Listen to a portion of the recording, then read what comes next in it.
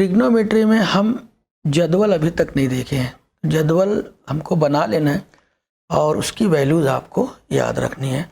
तो सबसे पहले हम साइन के लिए जो है जदवल बनाएंगे, यानी साइन के लिए जो टेबल बनाएंगे। साइन की 0 वैल्यू लेना है, 30 लेना है, 45 लेना है, 60 लेना है, 90।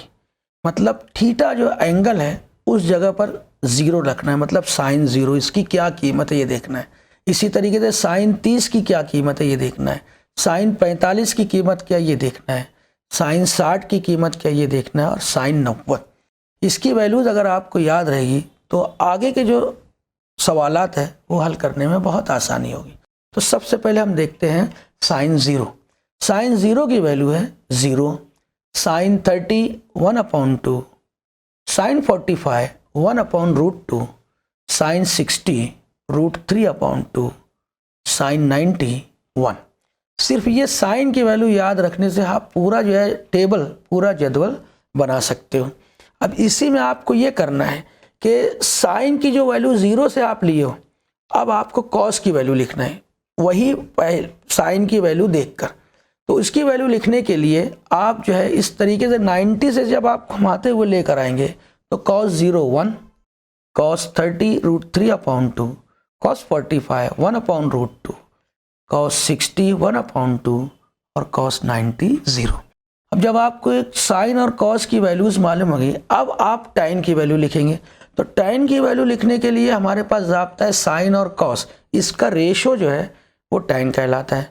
तो अब आप साइन और कॉस का रेशो लेंगे, तो साइन 0 0 है और कॉस 0 1 है। तो जब आप इसका रेशो लेंगे मीन्स 0/1, तो tan 0 की वैल्यू आ जाएगी। इस तरीके से पूरा रेशो लेकर आपको tan की वैल्यू लिखना है। तो tan 0 0, tan 30 1/√3, tan 45 1, tan 60 √3, tan 90 जो 1/0 रहेगा। 1/0 डिनोमिनेटर में अगर 0 आ जाए तो इट इज़ नॉट डिफाइंड। तो tan 90 नॉट डिफाइंड। अब आपको बाकी 3 वैल्यूज़ लिखना है, कोसेक की, सेक की और कॉट की। तो कोसेक की वैल्यू अगर आपको लिखना है तो आपको मालूम है reciprocal of sine is cosec. तो सिर्फ साइन का जो है आपको उलट देना है, मतलब 0/1 को 1/0, इस तरीके से आपको सिर्फ उसका उलट लिखना है। तो इस तरीके से होगा cosec 0 not defined, cosec 32, cosec 45 √2, cosec 60 2/√3, cosec 90 1। अब आपको सेक लिखना है तो कॉस की जो वैल्यूज़ है उसको उलट देना है।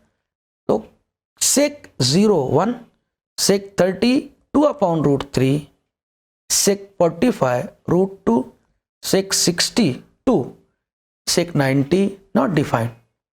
इसी तरीके से अब आपको कॉट की लिखना है, आप tan को उलट दे तो कॉट की वैल्यू आ जाएगी।